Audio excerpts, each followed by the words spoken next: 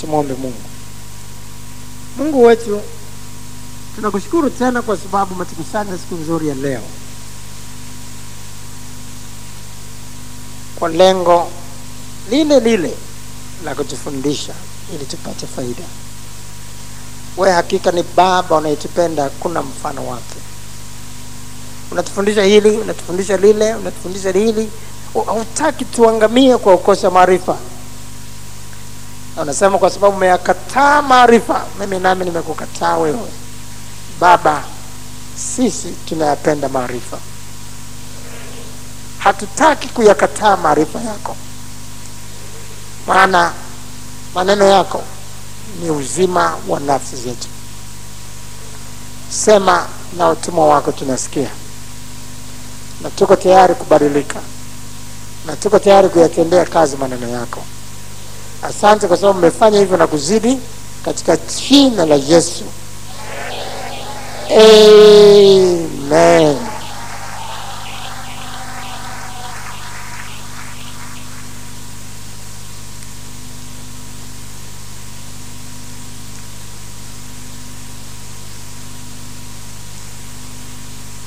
Tuende moja kwa moja sasa katika neno la msingi katika Waebrania.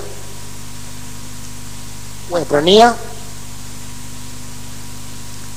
sura ile ya 6.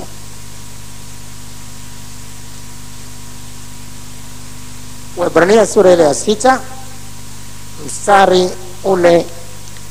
Waebrania sura ile ya 6 mstari ule wa kwanza mpaka mstari ule wa pili. Waebrania sura ya 6 mstari wa kwanza mpaka mstari wa pili. Kwa sababu hiyo, tukiacha kuyanena mafundisho ya kwanza ya Kristo. Kwa sababu hiyo, tukiacha kuyanena mafundisho ya kwanza ya Kristo, tukaze mwendo ili tuufikirie utimilifu. Tusiweke msingi tena wa kuzitubia kazi zisizo na uhai na kuwa na imani kwa Mungu. Anazungumzia juu ya mafundisho ya kwanza ya Kristo na wa mafundisho ya mabatizo. Kwa nini inatajwa mabatizo? Kuna ubatizo wa namna mbalimbali. Kuna ubatizo wa maji, lakini vile vile kuna ubatizo wa Roho Mtakatifu, ambao sehemu nyingine unaita nitakubatiza kwa Roho Mtakatifu na kwa moto. Na ubatizo wa maji, kuna ubatizo wa Roho Mtakatifu. Ni mabatizo hayo, aina mbalimbali za ubatizo.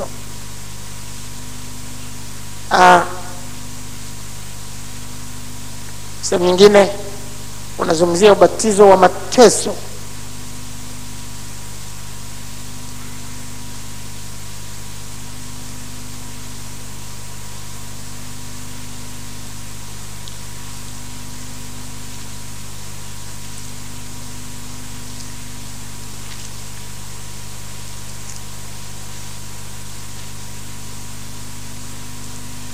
Kwa mfano katika Luka sura 12 mstari wa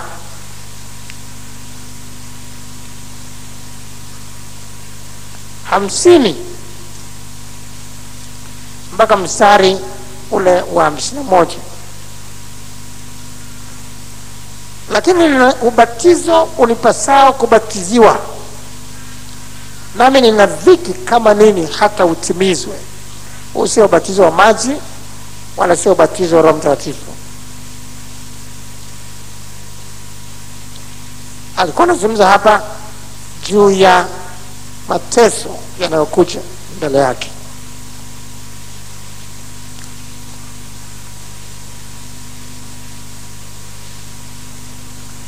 Ndio aina mbalimbali za ubatizo ndio zinaitwa katika neno letu la msingi hapa mafundisho ya mabatizo. Sasa hilo sio somo letu leo, lakini anaendelea kusema na kuwekea mikono. Hilo ndio somo la leo. na kuwekea mikono. Mafundisho ya mabatizo, mafundisho ya kuwekea mikono.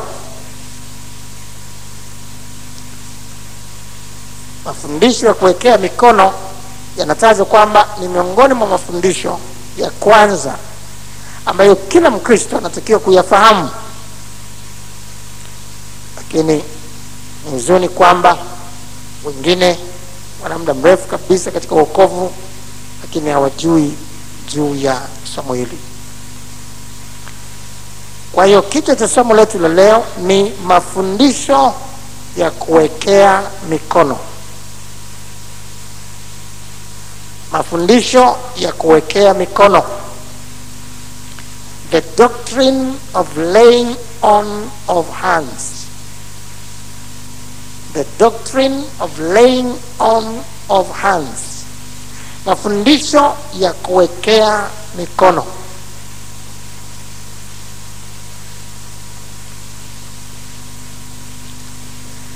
Hatuna budi kuelewa juu ya kuwekewa mikono. Wako watu wengine kwa kutaka kujua wamezunguka kwa manabii na wale wanaojiita mitume na kuzunguka kwa wale wengi wanaojiita watumishi wa Mungu, wakapata hasara kubwa sana kwa kuwekewa mikono. Sio kila mtu anataka kukuwekea mikono unatega kichwa. Unaweza kujikuta katika matatizo makubwa sana ya maisha yako.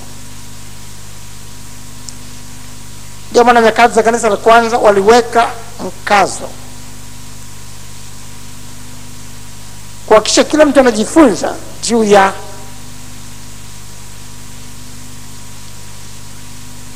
mafundisho ya kuwekea mikono. Kuwekea mikono kuna husiana nini? Kunaweza kuwa na upande ambao uko chanya na upande ambao uko hasi. Wakajifunza kwa undani ili wasijikute wanaangamizwa kwa kukosa maarifa. Bwana tusaidie sisi nasi kwamba leo tupate maarifa tunayopaswa kuyapata.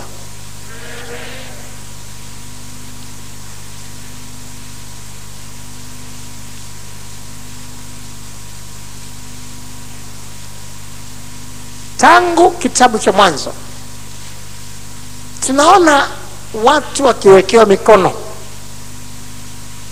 kwa ajili ya baraka mbalimbali. Na andiko la kwanza kabisa katika maandiko ambako tunaona juu ya kuwekewa mikono ni katika Mwanzo sura 48 mstari wa 14. Mwanzo sura 48 mstari wa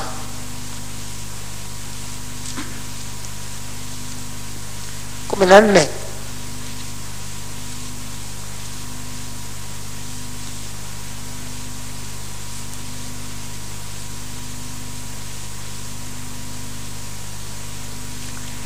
Labda kwa ajili ya faida ya wengine ambao hawajasoma maandiko haya, labda tuanze nyuma ili wote tuwe pamoja.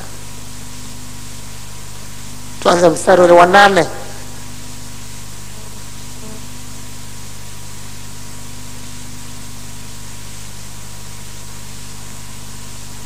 Israeli akaona wana wa Yusufu. Israeli ndio huyo Yakobo. Akasema, ni nani hawa? Yusufu akamwambia babaye, hawa ni wanangu, Mungu alionipa hapa. Akasema, tafadhali walete kwangu nami nitawabariki. Na macho ya Israeli yalikuwa mazito kwa uzee, wala hakuweza kuona.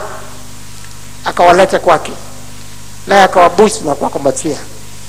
Israeli akamwambia Yusufu, sikudhani ya kwamba nitakuona uso wako, na Mungu amenionyesha na uzao wako pia. Yusufu akawatoa katika magoti yake, naye akainama kifudifudi. Yusufu akawaweka wote wawili, Efraim katika mkono wake wa kuume kuelekea mkono wa kushoto wa Israeli, na Manase katika mkono wake wa kushoto kuelekea mkono wa kuume wa Israeli. Akawasogeza karibu naye. Israeli akanyosha mkono wake wa kuume akauweka juu ya kichwa cha Efraimu aliyekuwa mdogo, na mkono wake wa kushoto akauweka juu ya kichwa cha Manase, huku akijua atiavyo mikono, maana Manase ndiye aliyezaliwa kwanza. Anaweka mikono juu ya vichwa vyao, huyu kwa mkono wa kushoto, huyu kwa mkono wa kuume. Anataka kuachilia baraka, na kwa maksudi anasema anaweka huku akijua anafanyaje ile mikono. Anataka kuachilia baraka kubwa zaidi upande wa kuume, na baraka zilizo kidogo zaidi upande wa kushoto.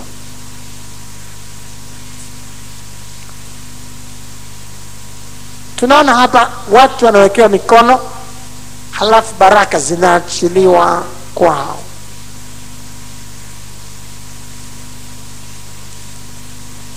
Na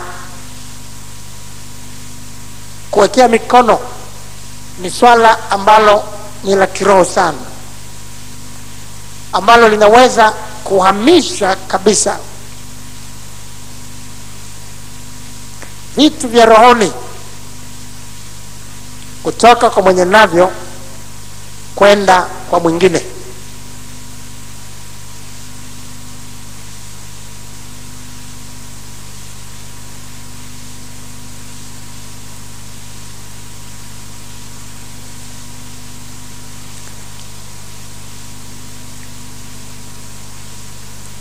Katika Hesabu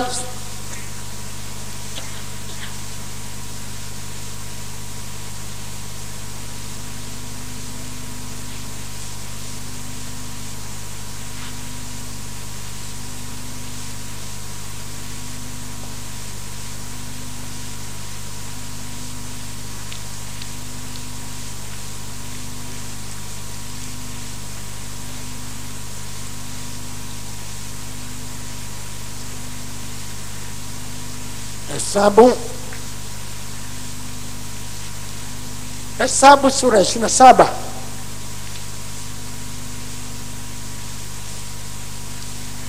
Hesabu sura 27.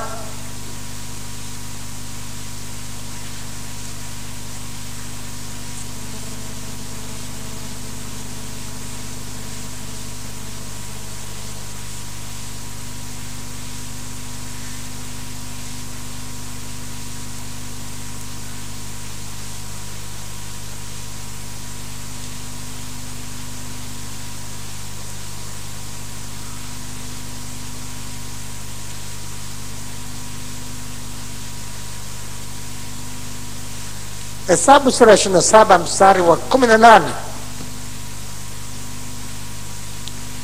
mpaka mstari wa 23.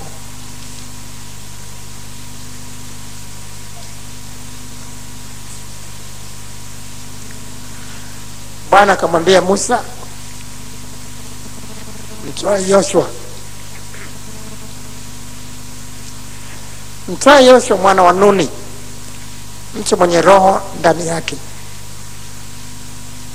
ukamwekee mkono wako. Mtwae Yoshua mwana wa Nuni, mtu mwenye roho ndani yake, ukamwekee mkono wako.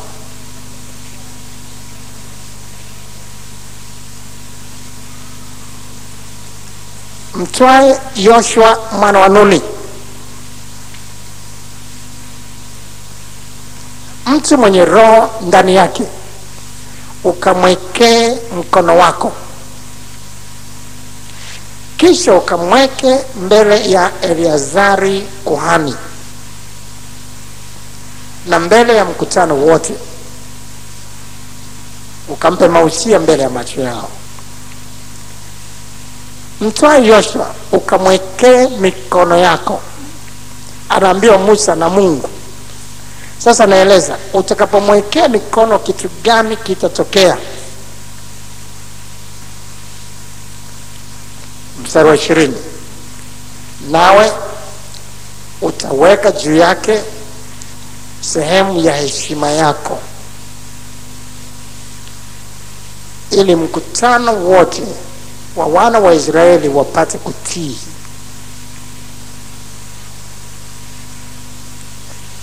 Inatajwa akiweka mikono juu ya Yoshua, kuna kitu kitatoka ndani yake. Kuna sehemu ya kile kinachomfanya Musa kuheshimika.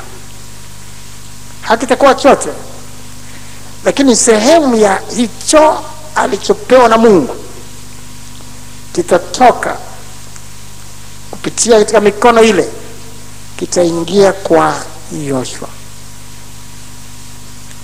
Ukamwekea mikono na sehemu ya heshima yako itakuwa juu yake. Yoshua wakati huo alikuwa ni houseboy tu. Kazi yake ilikuwa kuosha mikono ya Musa.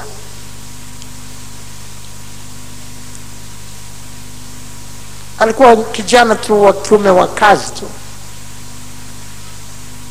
Watu wote wanamdharau, wanamwona tu ni mtu wa kawaida. Lakini weka mikono juu yake, huyu ni Mungu anazungumza. Haiwi habari tu ya kuweka mikono ili mradi. Ni Mungu anasema kaweke mikono, na Mungu akisema alafu naenda kufanya vile ambavyo Mungu ameelekeza, ndipo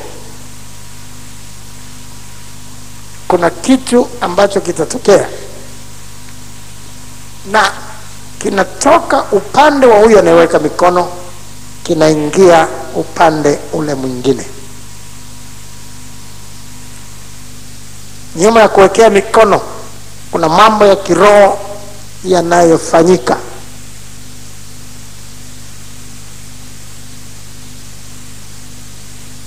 Na sasa wengi wetu tunafahamu Yesu Kristo vile vile wakati mwingine aliweka mikono juu ya wagonjwa. Marko sura 5,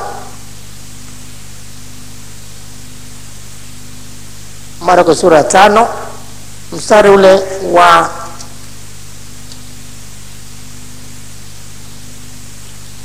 Marko sura ile ya 5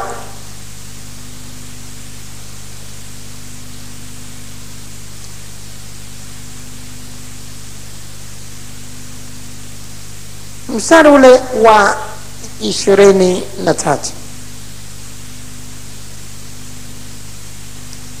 Hata tukianza mstari wa 21 itakuwa vyema zaidi. Hata Yesu alipokwisha kuvuka kurudia ng'ambo katika kile chombo, wakamkusanyikia mkutano mkuu, naye alikuwa kando ya bahari. Akaja mtu mmoja katika wakuu wa sinagogi, jina lake Yairo. Hata alipomwona akaanguka miguuni pake, akimsihi sana, akisema, binti yangu mdogo yu katika kufa, na kuomba uje weke mkono wako juu yake apate kupona na kuishi.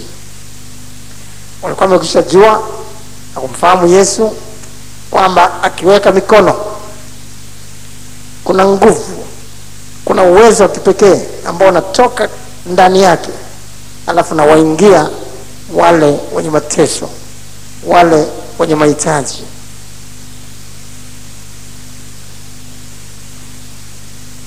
Israeli akaweka mikono kwa Efraim na Manase katika kuwabariki.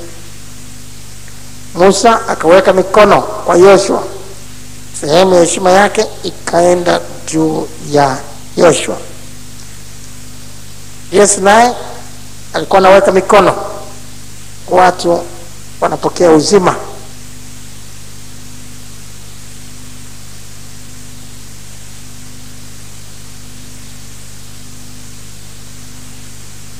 Katika Timotheo,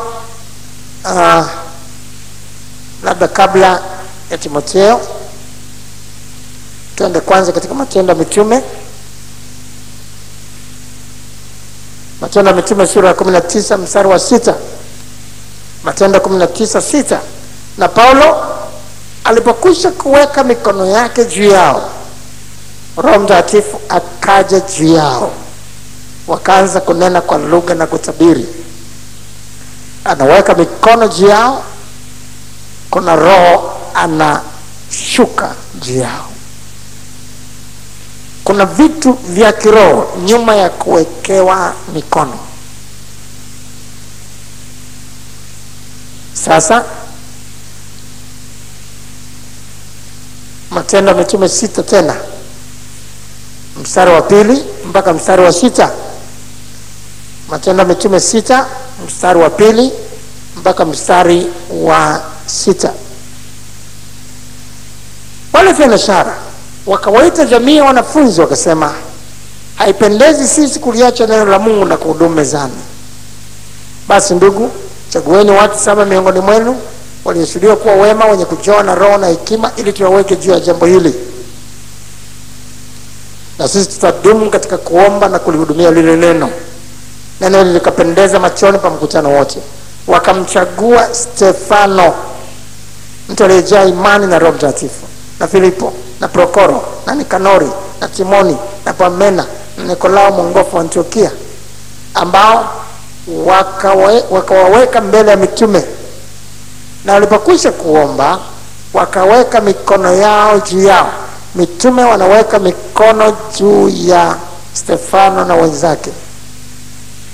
Kama ni mwanafunzi wa Biblia, utaona Stefano tayari anapokea kitu cha ajabu sana. Mbele tu hapo mstari wa 8, na Stefano akijaa neema na uwezo alikuwa akifanya maajabu na ishara kubwa katika watu. Ni Stefano aliyekuwa wa kawaida tu, lakini sasa baada ya kuwekewa mikono kuna kitu kingine kimeingia kwa Stefano. Amewekewa mikono na mitume, kuna kitu kingine kimeingia kwake.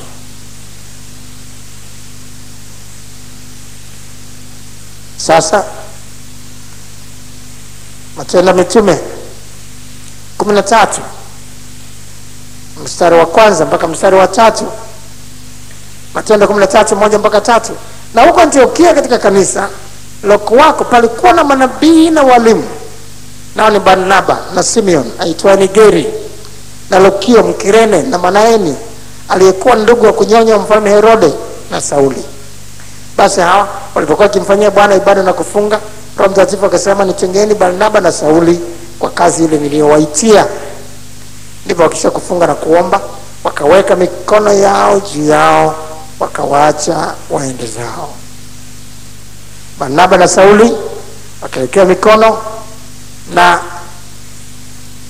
kukawa na kitu cha kipekee sana kikaamshwa ndani yao. Huduma ya kipekee ndani ya Sauli ambaye alikuja kuwa Paulo ikaamshwa, kama yasemavyo maandiko katika Timotheo wa pili sasa sura ya 1 mstari wa 6. Timotheo wa pili sura ya 1 mstari wa 6.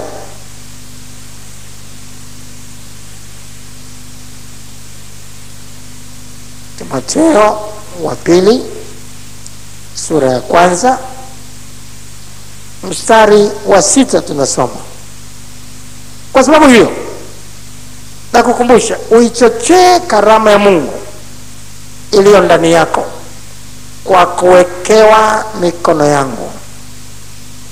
Uichochee karama ya Mungu iliyo ndani yako kwa kuwekewa mikono yangu. Kwa maandiko hayo na bila haja ya kusoma mengine, maana tunakumbuka hatimaye Yesu Kristo alisema hata kwa kila aminie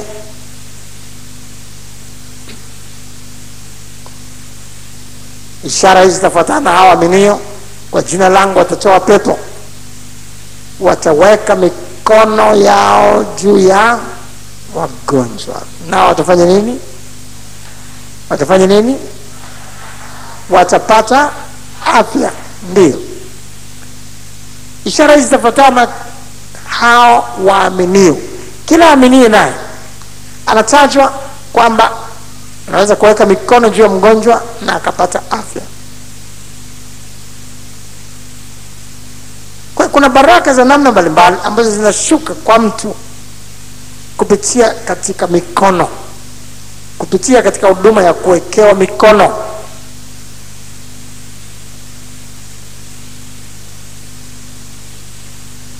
wengi wetu tumekuwa tunafahamu baraka hizi sana, na ndio tena wengine wanakuwa hata hawaridhiki tu na kuombea hivi, angeniwekea mikono. Lakini sio kila wakati Yesu Kristo alipokuwa anamwombea mtu alikuwa anamwekea mikono. Miujiza mingine mikubwa kutokana na kuwekea mikono. Alisema sehemu nyingine, ile mtu sema neno tu na mtu wangu atapona. Akatamka neno kweli, na kule nyumbani saa ile mtu yule akapona.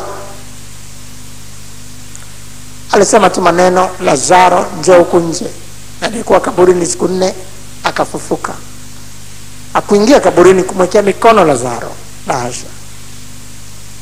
Lakini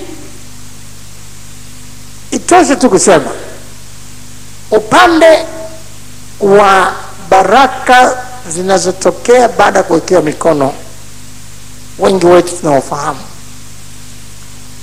Lakini leo tunachukua muda kuangalia upande wa pili ambao unaweza kuwekewa mikono ukapata madhara.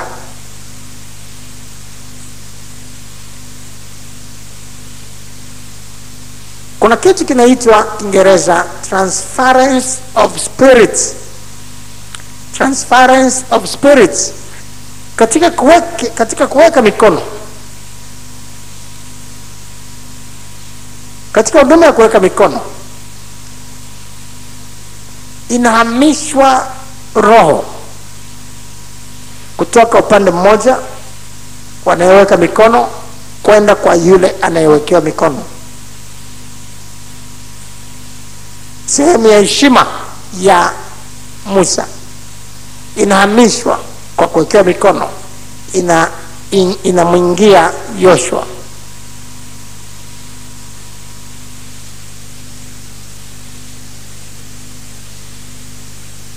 Kwa kuwekea mikono kuna nguvu inaingia ndani ya Timotheo ambayo inawasha moto wa karama zilizoko ndani yake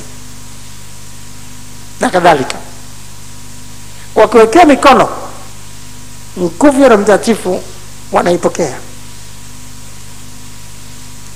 Lakini upande wa pili sasa, kama mtu akiwekewa mikono na mtu mwenye roho chafu, zile roho chafu vile zinaweza kumwingia mtu yule.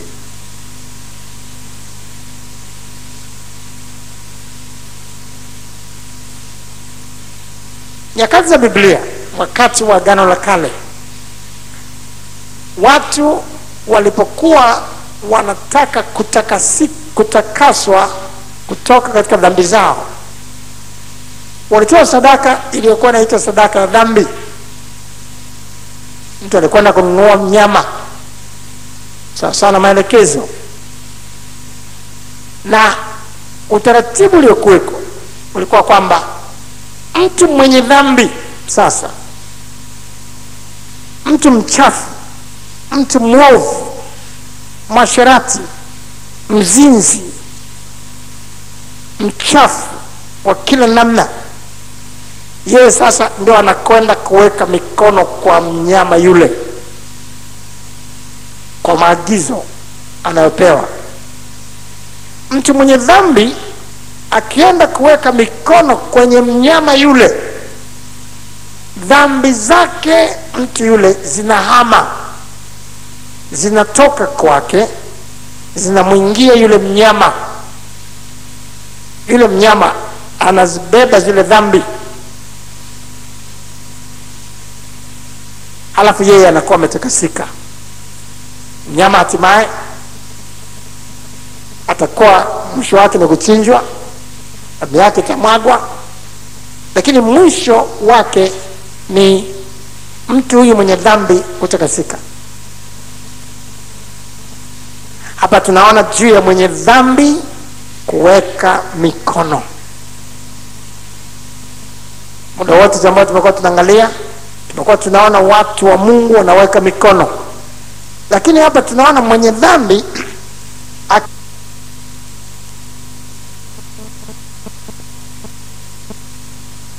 Lawi sura ya 4. Mambo ya Lawi sura ya 4.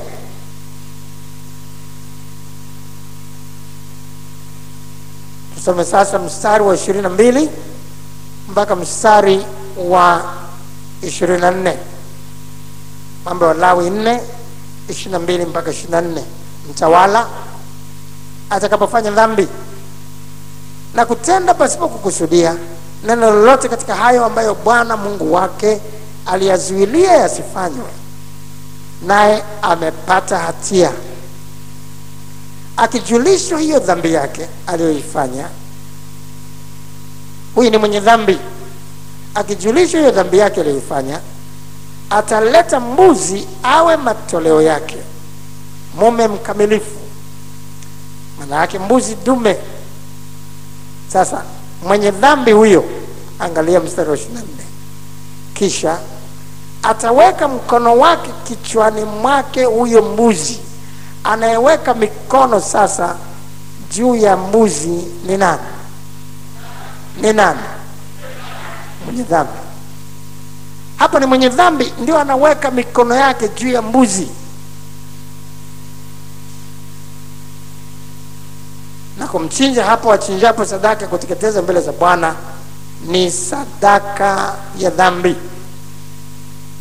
Utaona mstari wa 26 akifanya hivyo, mwisho wa mstari wa 26, naye kuhani atamfanyia upatanisho kwa ajili ya dhambi yake, naye atafanya nini?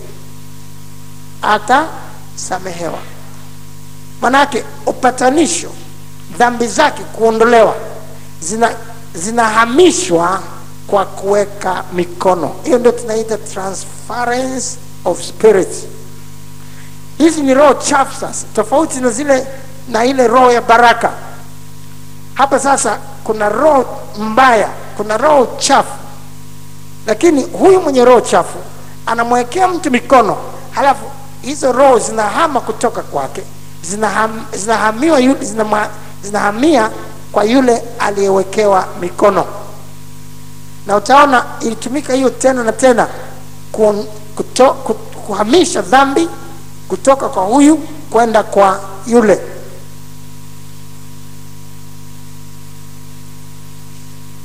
Angalia tu mbele kidogo hapo, bado tuko hapo.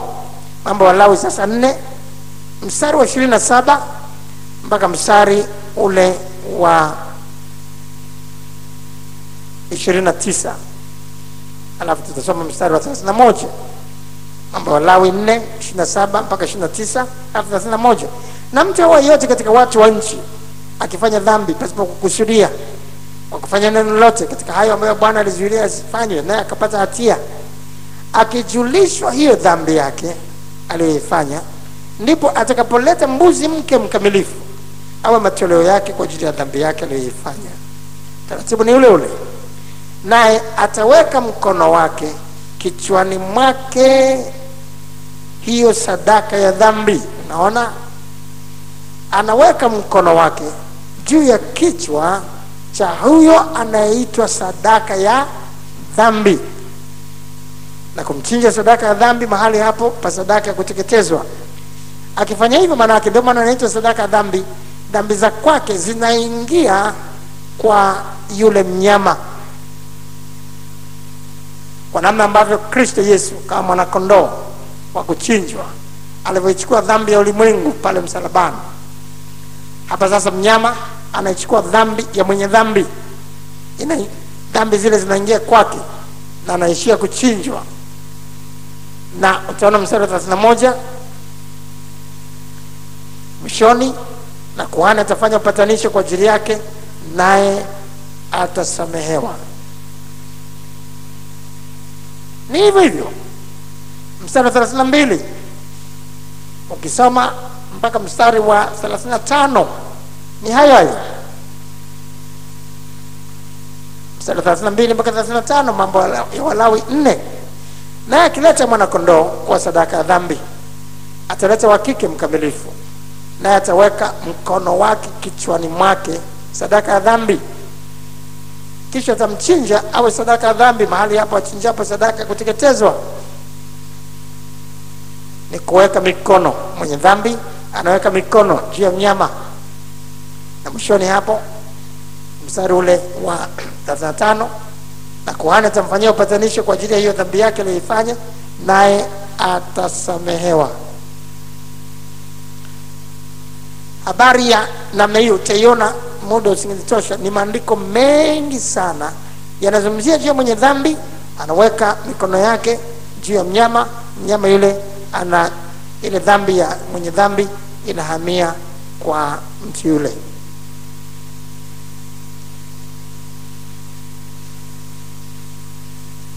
Hata kuhani akifanya dhambi ilikuwa ni hivyo hivyo. Tuna Mambo ya Walawi hiyo 4 kuanzia mstari wa 1, unaona hilo. Mstari wa 1 mpaka mstari ule wa 4, Bwana kanena na Musa na kumwambia, haya nena na wana wa Israeli waambie, kama mtu yeyote akifanya dhambi pasipo kukusudia katika neno lolote ambalo Bwana amelizuilia lisifanywe, na kutenda neno lolote la maneno hayo, kama kuhani aliyetiwa mafuta akifanya dhambi hata analeta hatia juu ya watu, ndipo na atoe kwa ajili ya dhambi yake aliyoifanya na kumsongeza kwa Bwana ng'ombe mume mchanga mkamilifu kuwa ni sadaka ya nini? Ya dhambi. Naye atamleta huyo ng'ombe na kumweka mlangoni pa hiyo hema ya kukutania mbele za Bwana, naye ataweka mkono wake kichwani mwake ng'ombe na kumchinja huyo ng'ombe mbele za Bwana. Ni vile vile anaweka mikono juu ya kichwa cha ng'ombe, alafu yanayofuata ile dhambi yake inahamishwa, inaingia kwa ile mnyama. Baadaye amefanyia upatanisho, amesamehewa dhambi zake amezitua.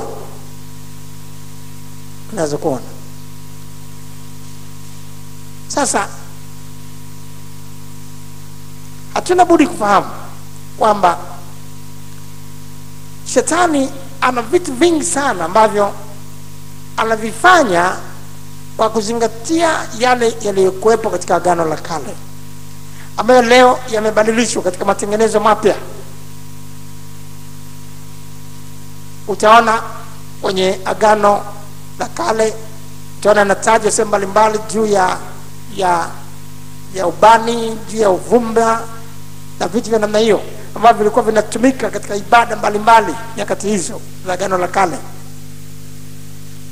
Lakini leo hatutumii hayo katika ibada zetu baada ya matengenezo mapya ya Agano Jipya.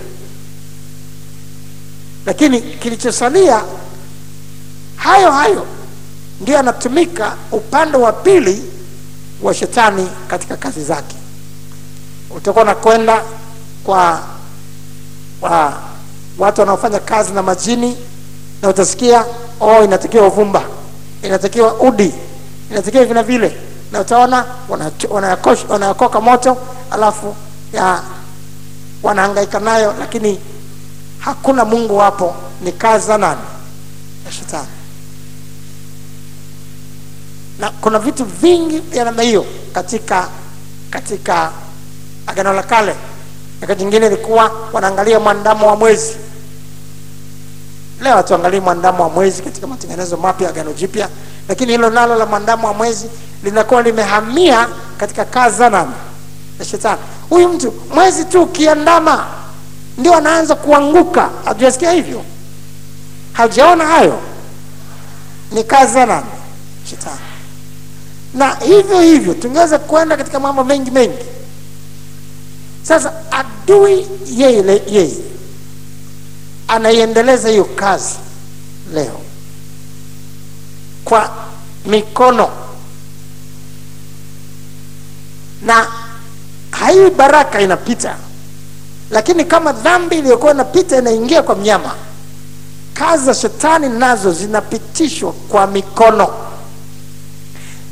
Wako watu wengine ambao wanasikia, wamewahi kusikia kwamba yani yule mtu mchawi sana, yani akikusalimu mtu akikushika kwa mkono na mai, basi amewahi kumshika mkono yule, amewahi kumshika mkono yule, yani ichukue muda mfupi unasikia vitu vya ajabu vimefanyika. Sio simulizi, ni vitu halisi vya kuonekana. Na hata sehemu nyingine unakuta matukio namna hiyo yanatokea mpaka watu wanaanza kuwa na mashaka. Siwezi kusahau, yuko mshirika mmoja hapa ambaye baba yake mzazi alikuwa ni mchawi wa viwango vya juu sana, na amewahi kuwatoa watoto wake wa kuzaliwa kafara. Anakuja anatokeza kichawi kwa namna ya kutisha sana kwa watoto wake, na amewatesa kwa namna nyingi mbalimbali. Atawaambia nitakujia usiku wa leo, nitafanya hivi na vile, atafanya matendo ya aibu, lakini yule mtoto wake hamuoni.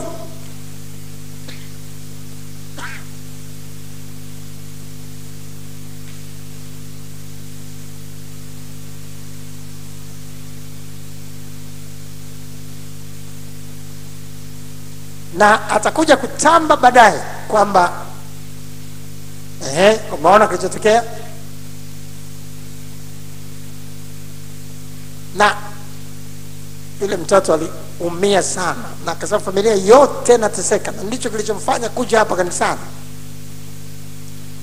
Alipokuta kuna nguvu za Mungu ambazo ziko juu zaidi kuliko zile za uchawi wa baba yake, akaona hapa ndipo kinga yake, kwa sababu anaeleza kwamba yeye ndio alikuwa amekusudiwa kuwa mtoto ambaye huyo baba yake alimkusudia amtoe kama kafara ya kazi zake za kishetani.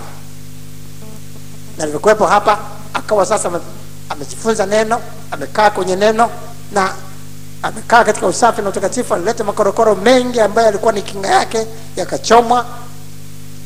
Sasa akawa siku moja ananiambia, anasema, baba, yani mimi hapa siku nikisema nikiondoka hapa, nikiacha imani nitaharibikiwa. Yani mimi hapa nimekuwa natafutwa na baba yangu mzazi ili kutolewa kafara kwa miaka, lakini kila anachohangaika sasa ananishindwa baada ya kuokoka.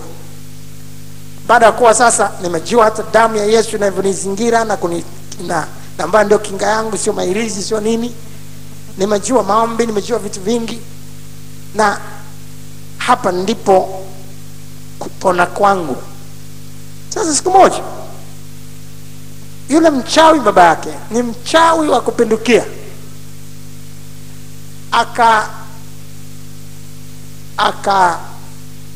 akamwambia ile mwanae, akamwambia, huyo Kakobe, huyo ambaye amekufanya wewe nashindwa kukuchukua kafara, nataka nimuone, nataka nijaribu hizo nguvu zake. Ni mtu wa namna gani huyo mpaka inakuwa kwamba wewe nimekushindwa? Akaja hapa, ni miaka mingi imepita, wakati huo tulikuwa na ukumbi namba moja peke yake hapa. Akaniuliza yule mwanae, kuna baba, yule baba mchawi sana amekuja, sasa anasema nataka kukuona, nimlete kweli? Nikamwambia mlete hapa iko nguvu kubwa zaidi ya nguvu yake.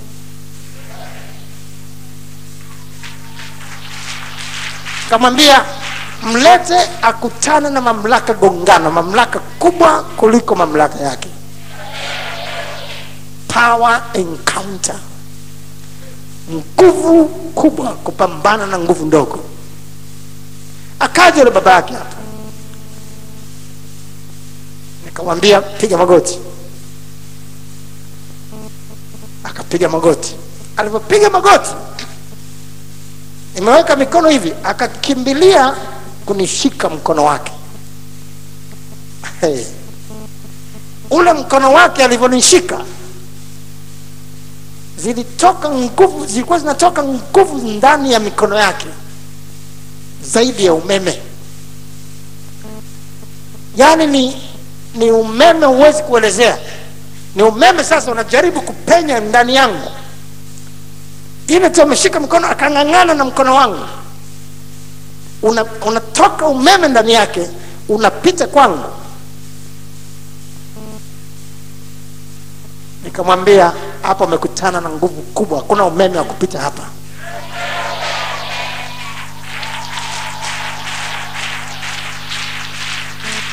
na kalitia jina la Yesu pale. Kile kilichokuwa kinapita kuja kwangu kikarudishwa kwa nguvu kubwa sana kwake, akatupa chini. Alivyotupa chini sasa, ili kuzinduka, ananiangalia, namwambia, unahitaji msaada wa Yesu. Hii ndio nguvu. Umeona hii nguvu kubwa kuliko nguvu yako? Ndio tukaanza kushughulika nayo kwa Injili.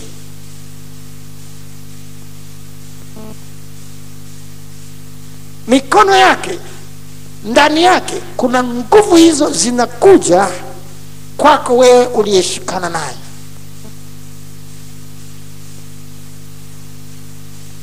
Ni transference of spirits. Manake hapo, kama anakutana na mtu ambaye hajabobea katika maandiko, hajakaa vizuri katika imani, anachanganya masomo, ni rahisi kupata madhara makubwa sana.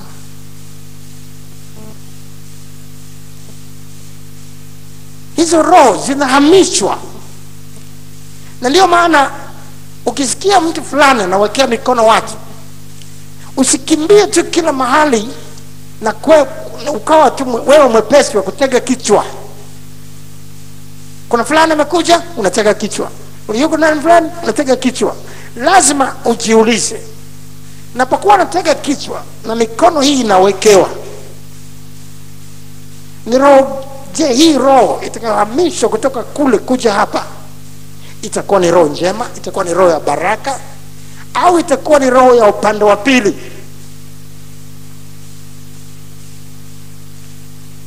Kuna watu wanaitwa watumishi wa Mungu leo ambao ni wazinzi wa kupindukia, wana maroho ya uchafu wa kupindukia. Watu wa namna hii wanaweka mikono juu ya watu, halafu roho hizo za uzinzi, za uchafu zinasambaa kwa wale watu. Unaweza kukuta kanisa lote ni uchafu kama mtu wao anayewekea mikono. Uchafu ule unakwenda, unahamishiwa, unakwenda kwa yule, unahamishiwa, unakwenda kwa yule. Kwa namna ile ile ya mtu mwenye dhambi kuweka mikono juu ya mnyama. Na sasa katika Timotheo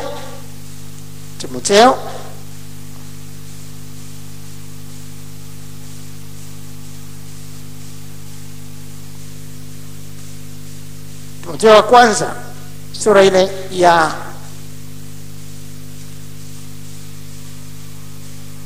Timotheo wa kwanza sura ile ya 5 mstari wa 22. Timotheo wa kwanza 5:22, usimwekee mtu mikono kwa haraka, wala usizishiriki dhambi za watu wengine. Ujilinde nafsi yako, uwe safi.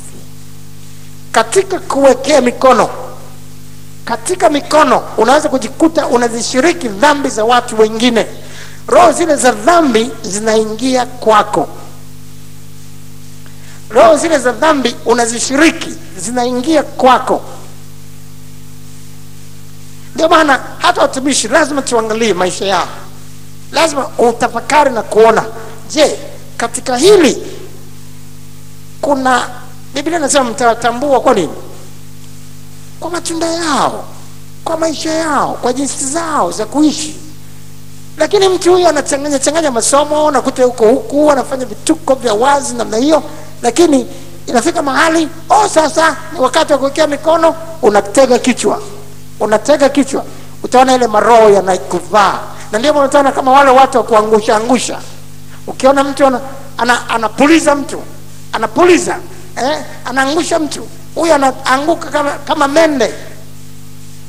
Ila ukienda kutega kichwa, yale maroho hayawezi kuchukua muda, yatakuingia, na utaona huyu naye anaanza kuangusha watu wengine, naye anapuliza, nao wanapulizika, wanaanguka kama mende.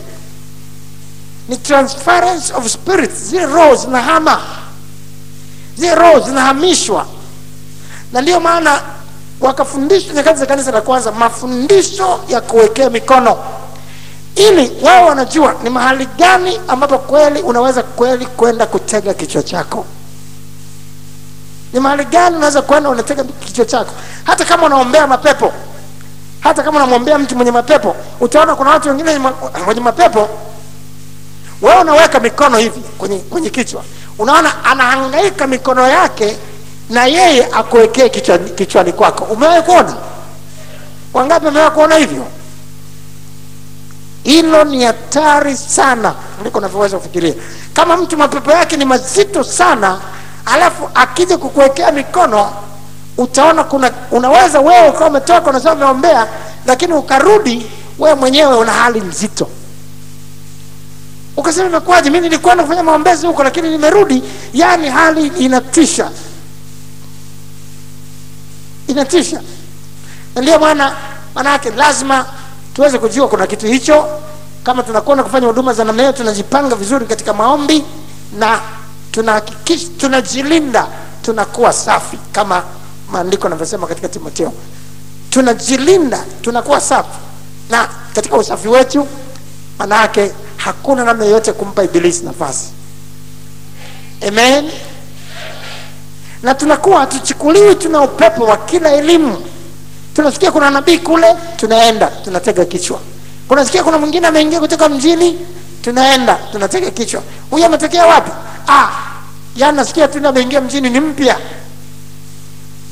Ni mpya, unatega kichwa. Wengi wana namna hiyo. Ukija kuwafuatilia baadaye wamechanganyikiwa, wana vitu vya ajabu vinafanyika. Lakini wameokota maroho, na maroho haya yanaingizwa, haya yanaingizwa, haya yanaingizwa, yeye ni kutega tu kichwa. Mshike mkono jirani yako, mwambie usikitembeze kichwa chako.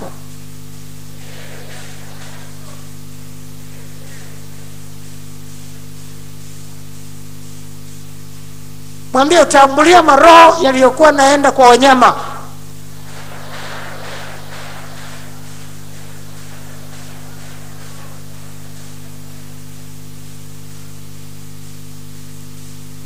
Bwana tusaidie. Bwana tusaidie.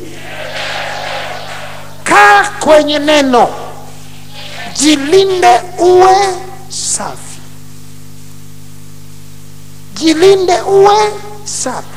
Usiwaze tu juu ya mambo, huyu anaitwa sijui mtume na nabii, huyu anaitwa sijui nani. Angalia maisha yao. Biblia inasema uchunguzeni sana mwenendo wao. Amen. Wakumbukeni sana wale waliokuwa wakiwaongoza. Hiyo ni Waebrania.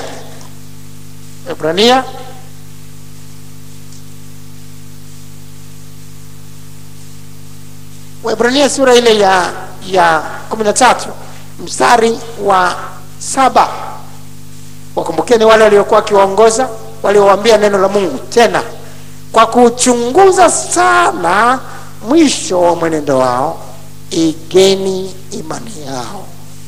Wao sio nawaza tu kuombewa, lakini angalia kinachohubiriwa, kinachotamkwa katika ulimi wa mtu huyo, utatambua kwa matunda yao. Maisha yake, je, yanaendana, yanakwenda sawasawa na maandiko, yanakwenda katika mwongozo wa Kristo Yesu, yanakwenda katika mwongozo wa Biblia? Waza juu ya neno kwanza. Amen. Usiwaze tu habari ya kuwekea mikono na ukawa mwepesi tu hivyo, lakini chunguza sana mwenendo wao. Ikiwa ni watu tu wakuzunguka tu kutafuta kuombewa, wengi wameumia, hawajui hata kuumia kwenyewe kulitokea wapi.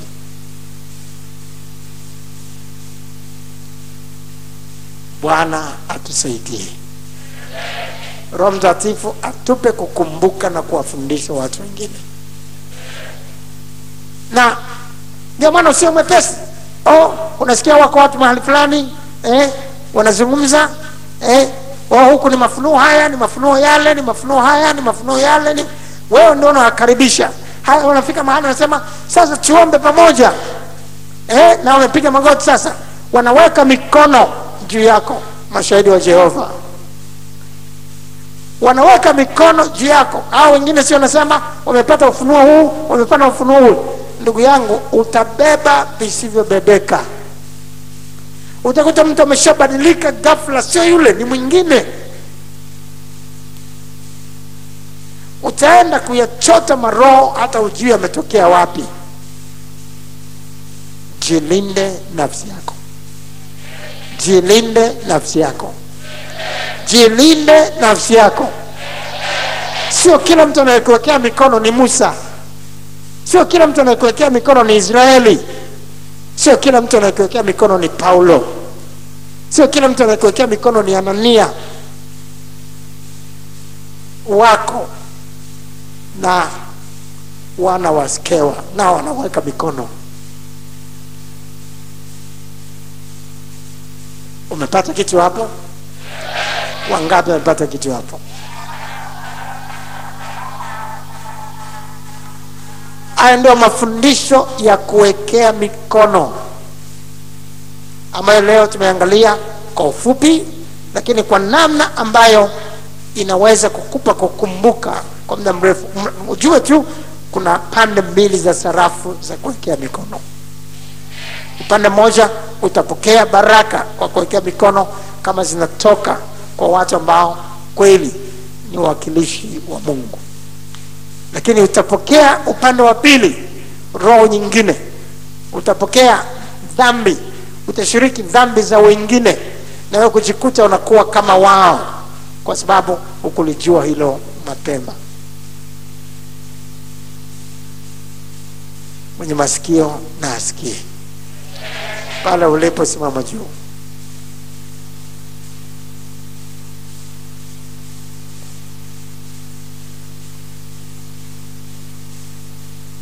Baada ya wimbo mfupi sasa, hebu tumia nafasi hii kumshukuru Mungu na kumwambia neno hili likae ndani yako hata uweze kuwasaidia na kuwafundisha wengine. Weka mikono yako juu. Zaidi zaidi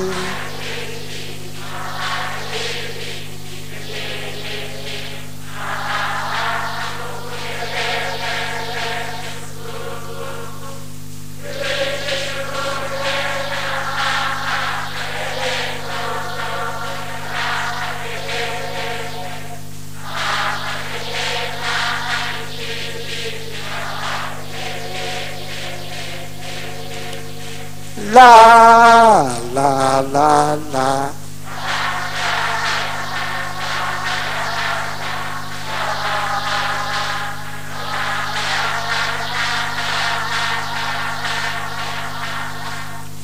la la la la.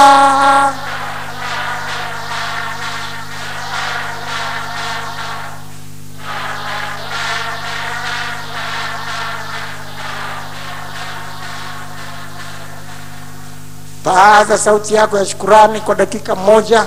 Mwambie Bwana, asante kwa yale ambayo umenifundisha. Yatunze ndani ya moyo wangu.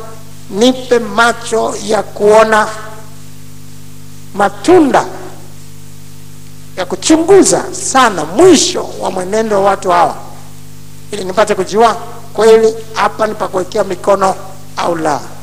Paza sauti yako.